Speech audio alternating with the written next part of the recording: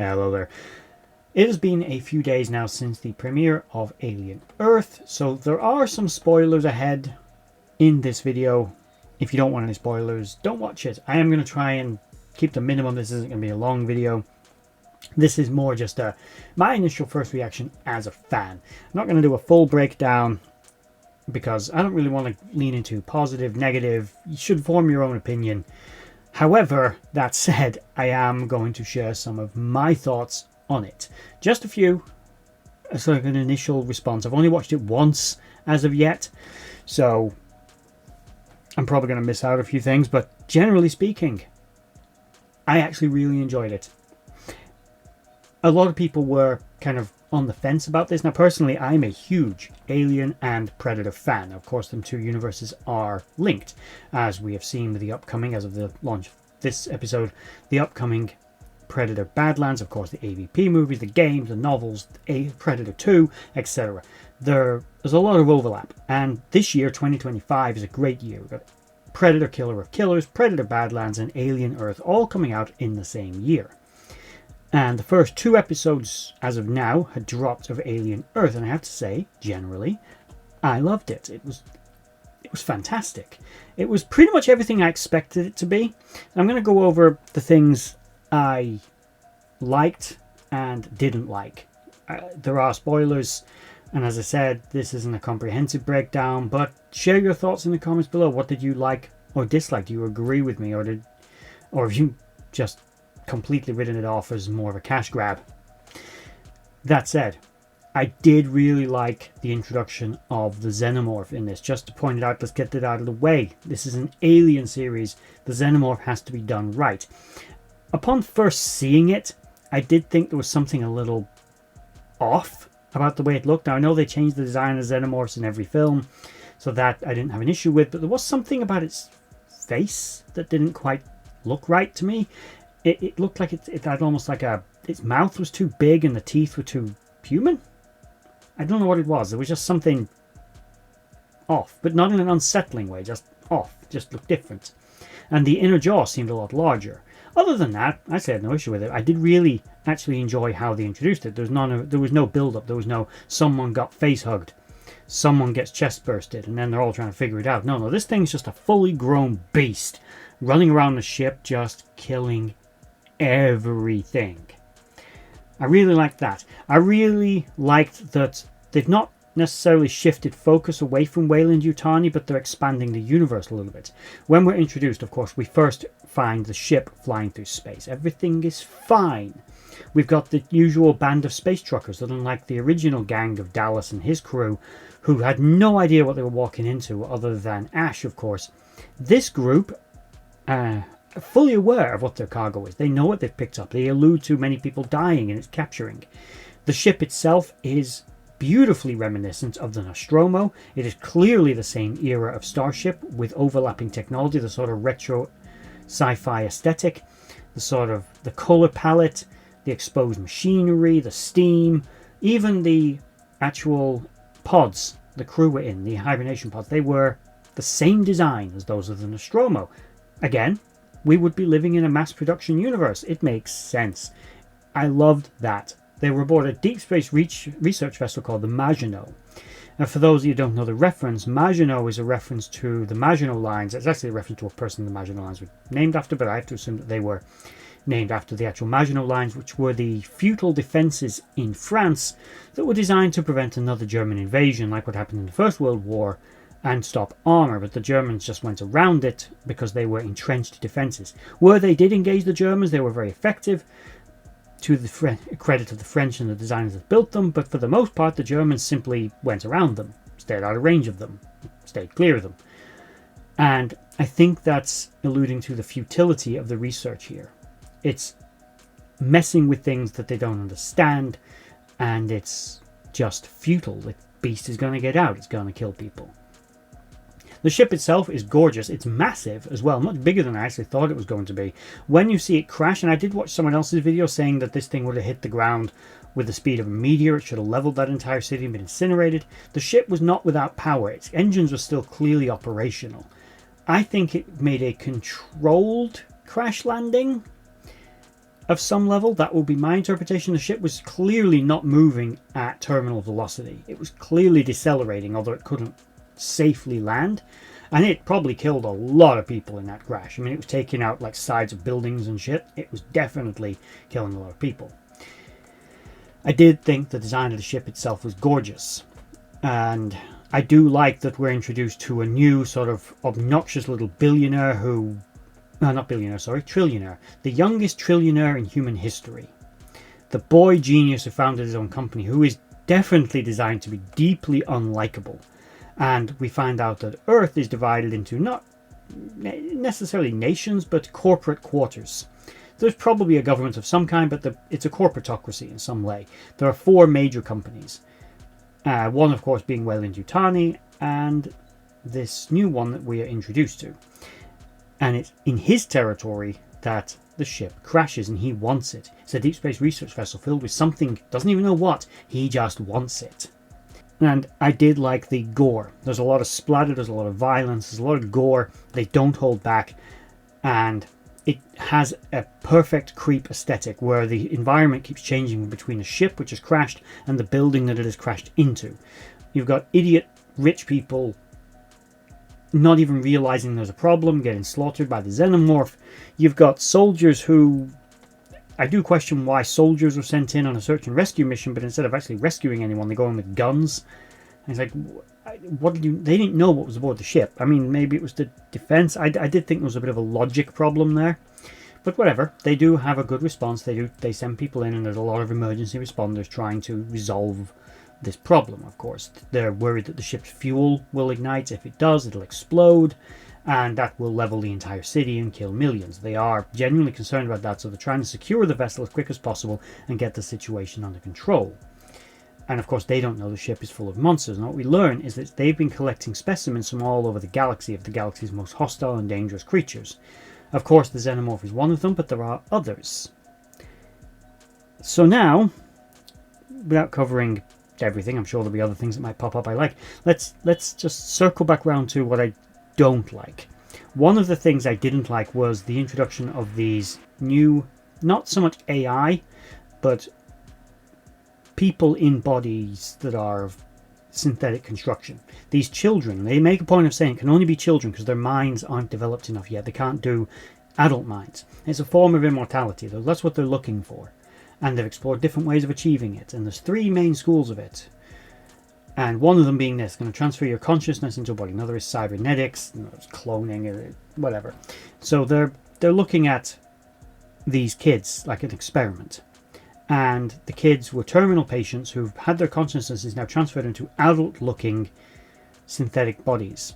And one of them, her brother, doesn't know she's still alive. And he's one of the first responders that goes into the building. And she's been watching him from the compound. Because they're basically studying him to see how much of the personality and the person survives the transference into the machine body. And it is fascinating. By the way, this show is very well cast. With like Timothy Oliphant, for example, playing a synthetic who is basically helping to guide them, which is quite interesting, as well as this sort of another woman who's helping to guide them. It's all a bit weird, but understandable in this kind of corporate exploitative era which we are seeing. The Alien universe has never shied away from basically showing us that what runaway greed and runaway power of the corporations is going to do to humanity, to our freedoms, and what it will look like to be ruled over by companies that don't really care about you. And this is more of an experiment for very likely the heads of this company to find immortality for themselves. And also for the extremely unlikable CEO of that company to have someone to talk to who he considers his intellectual equal. I hope this guy's going to get eaten by the xenomorph at some point. He's a severe douche. Hats off to the actor. Well done. He made a very annoying character, but well done for that. But I didn't like that they then decide, not because they want to, but because these kids volunteer. They say, oh, we can go in and save them. But she clearly wants to do that to save her brother. They want to go in. They're pretty robust. They're not your average. They're not like Bishop. They're not as soft. They're pretty robust. We see one of them jump off a cliff without a problem and just land on the ground. I mean, they're fine. They're pretty robust and sturdy. So they go in, and the objective is to save people, but they quickly realize that there are things loose, and we start seeing various different creatures. And it's the creatures I remember when this thing was first advertised, and I was like, right, so it's gone around collecting hostile specimens from various worlds, and all I could think was, you are not going to match the Xenomorph. H.R. Geiger is gone, Ridley Scott has nothing to do with this, James Cameron has nothing to do with this, you are not going to match the Xenomorph. And I thought, please don't just be CGI monstrosities that aren't scary. And they're just going to be, and I thought what they're going to do is they're going to create the most generic horror alien monsters imaginable, and that's exactly what they have done.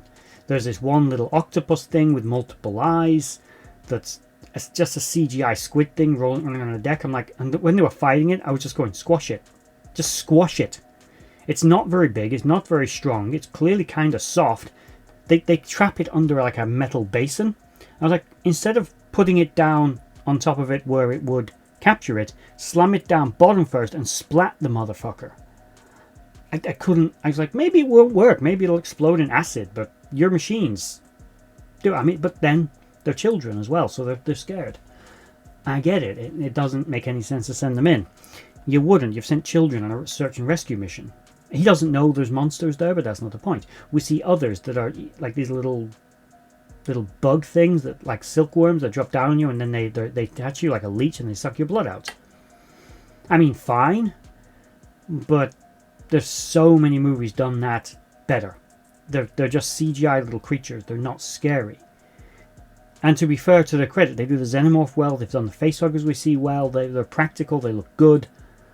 These do not. They do not look good. They look bad. And it was exactly what I was afraid this series would do. They can't match the Xenomorph, so they've leaned into just generic sci-fi horror. Very generic. And it's the Xenomorph is just going to make mincemeat of these things. Now, we haven't seen everything yet, so it's possible there'll be something better, but it just doesn't look realistic, especially when you put live actors in against CGI, which, although it does look finished, it doesn't look like bad CGI. It's the monsters themselves are not creative. They're not interesting. So, we'll see. Maybe there's others that'll be better. That's a couple of things I really disliked. I do circle back to something I did like, which is a cybernetic character. And his kind of not treacherous nature. He's not betraying people. He does like capture some soldiers and he does leave them to ultimately get killed, but he doesn't just kill them, which he could have done. He clearly wasn't intending to kill them. His objective was to secure Weyland-Yutani technology. And that was it. And his character is interesting. And it's a very interesting moment where, massive spoiler here, he's got his back to the Xenomorph, which has just literally slaughtered a room full of soldiers. And he'd already captured it. Which, incidentally, show, don't tell, please. It's so much better when I actually see what it does rather than just it gets alluded to. I'd like to have kind of seen what that Xenomorph did to slaughter all those people. I know there's generally an argument for sometimes less is more, but that thing did a lot of damage in just a few seconds. I mean, more than usual. It did more than what was necessary to just kill them. So, what the fuck happened? Show me. Don't show me the aftermath. And he's no weapon to hand, and he's just expecting to die. He thinks the Xenomorph's going to kill him, and it just kind of leans its face over him, snarls at him a bit, and then runs off. The only time we've seen a Xenomorph do that before was in Alien 3 with Ripley when she was impregnated. I don't think this guy's been impregnated, but it was interesting, and I'm curious to see where they're going to go with that, what they're going to do. They do, again, lean very heavily and very well into suspense horror, which they do even well with the bad CGI monstrosity monsters.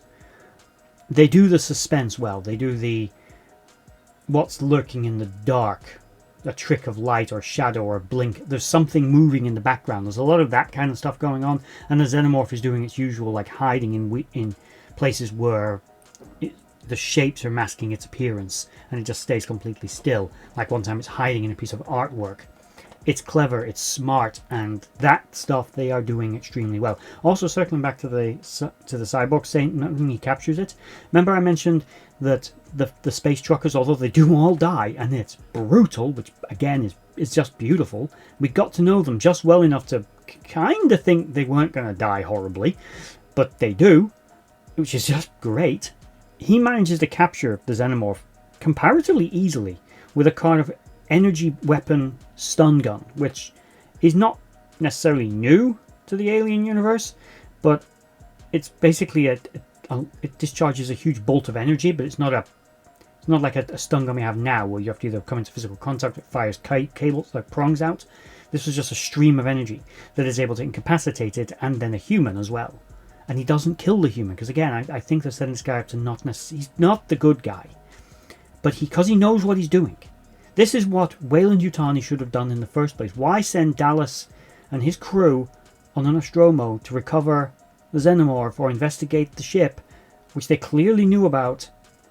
Why not just send people that are fully briefed, know what they're doing, and have the right equipment to contain whatever potential creature they're going to capture, right? They've got the right tools, the right equipment, and the right knowledge. He's able to subdue the alien. He's able to encase it in a sort of cocoon and take it away. The only reason he loses control of the situation is when the soldiers turn up who don't know what they're doing and try to detain him. That's how he loses control. And I think, like, again, yeah, you send in the Colonial Marines in the second movie, but again, Weyland-Yutani withheld vital information from them. They send Ripley as a consult. She tells them what she knows, but effectively, Weyland-Yutani, because of Burke, already knew what had happened. Or at least Burke did. It's like, they didn't go in fully briefed, fully prepared. Not really. And that was the flaw. And then here we see the actual complete opposite. These people knew what they were doing. They have successfully captured and harvested all of these creatures. Yeah, ultimately they lose control of it, but the point is they were successful. Some of them died, which is alluded to, but they were successful in capturing the creature, and that is what Weyland-Yutani said. Oh, just send a ship full of fucking synths. Send a ship just full of ashes. Or bishops or other androids. Don't even bother sending humans at all. Just send the machines. The Xenomorphs, for the most part, will ignore the machines because they don't register them as a life form. They're smart enough to know something is a threat once they recognize it for what it is. But initially, that surprise, that moment, might be enough to get close enough to the Xenomorph to capture an egg or a facehugger or one of the creatures. Do that. And that's kind of what they've done here. They've done it the smart way. Like they did in Romulus. Like they do here. They just like in Romulus, they lose control of it. But I do applaud them for finally putting some logic into this. And it looks like they're doing a good job as well in this show of setting up the peripherals. Like you've got the Weyland-Yutani executives coming into this. You've got all the sort of base characters and their storylines. I do think the brother learning about his sister being alive felt rushed. Felt a little too quick for him to find out. I have to say, overall, I enjoyed it. My major complaint are a few logic gaps, which are mostly why we just send these children in. If they're so valuable as well, you wouldn't want to risk them. Now, yeah, again, he doesn't know there's an alien monster on board that might kill them, and he can easily enough replace them. He could just get more terminal kids, because, soulless corporation, and download them into some bodies as well, and just start the experiment again, but he would be setting himself back. He just kind of accepts, well, we've got to send them out eventually, so let's do it. And for that, I do see why, but at the same time, it's like his advisors are telling him they're not ready, they're too young, they still think like kids, which they do. It's like there's something to be said for the logic of it, and just like you wouldn't do that. But overall, the show's really good. The CGI is actually excellent. The special effects are excellent, and it is exceptionally well cast. It is actually pretty well paced for the most part. A couple of things, as I said, do feel a little rushed. There's a couple of time jumps here and there, but overall, they've done it well. And the concept of how this thing gets onto Earth and their containment, it's there. There's another logic gap, actually thinking of it, with the Xenomorph eggs at one point where her brother goes right up to them and he does the stupid thing of going through the blue laser light and putting his face right up against one. But then interestingly, it doesn't open, which the original Xenomorph eggs would have done in the presence of a human there. A creature they could actually infest. There's also a Rottweiler we see at one time, which is not exactly going unnoticed that that's the animal that in Alien 3 that the alien runner came out of. Unless you see the different cut where it actually came out of a dead ox. Either way, it ended up as a quadrupedal alien because it came out of an animal rather than out of a human, and was considered less intelligent, generally, than the xenomorphs that came from humans, because the xenomorphs come from humans and get our brain. They take something from their host, don't they? And an ox or a dog isn't as smart as a human, usually. So they got the physical adaptations, but not the intelligence. It indicates that, again, the xenomorphs, although smart, they're not human-level smart unless they come out of a sentient being. But that's a topic for a different video to discuss. Overall, I did try and keep this short. I'm just noticing I've rambled on for a little bit. Let me know in the comment section down below if you enjoyed this show. What things about it did you like or dislike? I know there's a lot I could have covered for 2 full episodes, but that would result in me being here probably for an hour doing a full breakdown and story review. I encourage you to go watch it, especially if you're an Alien fan. I think you are going to enjoy it. It definitely has elements from all the different movies. As I said, I see things in it that make me think Alien 3. The soldiers and the rest of it make me think Aliens. The corporate sort of intrigue makes me think Prometheus and Covenant. And the actual space trucker bits right at the beginning and the ship itself, very much Alien. Thankfully, nothing that reminds me of Alien Resurrection so far. I say that with love. It's just the weakest entry in the franchise, isn't it? In my opinion, allegedly. But anyway, let me know your thoughts in the comment section down below. And that's it. We are now at the end of this video. If you enjoyed it, I really hope you did. Please like, share, and subscribe. If you'd like to see more content like this, it's mostly a sci-fi channel. It does, to be honest, mostly Star Trek, but all viewers are welcome, and thank you for watching. Bye bye.